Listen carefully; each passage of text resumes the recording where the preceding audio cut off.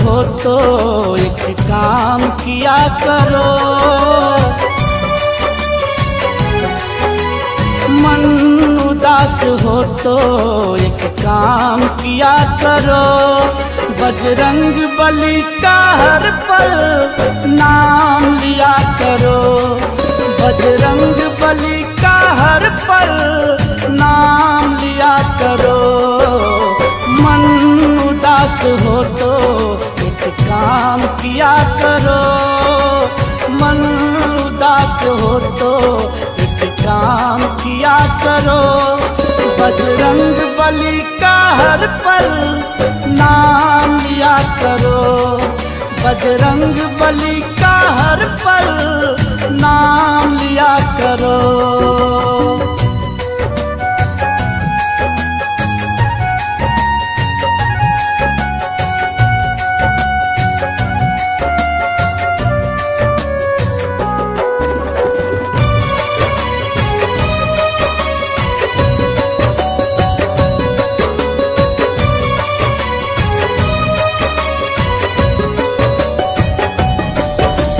सारे संकट मिट जाएगा, रोग नहीं कोई छू पाएगा।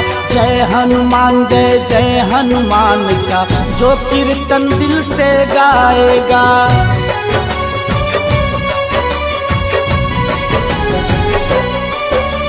सारे संकट मिट जाएगा, रोग नहीं कोई छू पाएगा।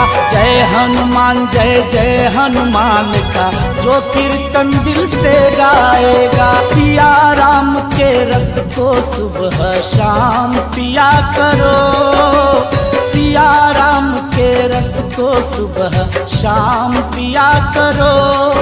बजरंग बली का हर पल नाम लिया करो, बजरंग बली का हर पल नाम लिया करो।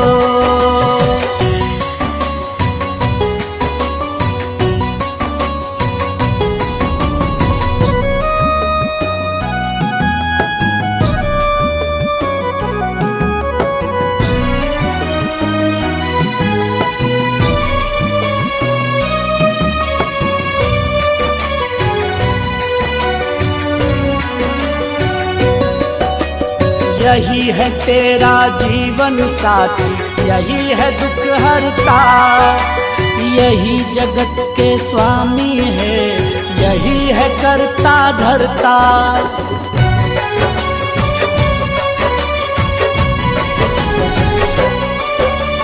यही है तेरा जीवन साथी, यही है दुख हरता, यही जगत के स्वामी है, यही है करता धरता।